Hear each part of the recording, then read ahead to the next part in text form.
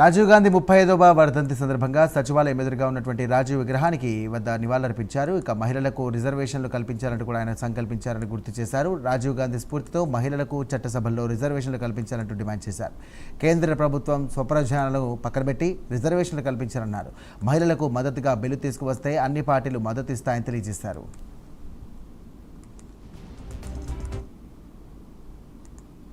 మహిళా రిజర్వేషన్లను అమలు చేయడానికి అవసరమైన చట్ట సవరణ తక్షణమే తీసుకురావాలి. మీ చిత్తశుద్ధిని ప్రదర్శించాలి. మెలికలు పెట్టి తిరకాసు పెట్టి రాజకీయ ప్రయోజనాల కోసం మహిళా రిజర్వేషన్లను మీరు దుర్వినియోగం చేయకండి.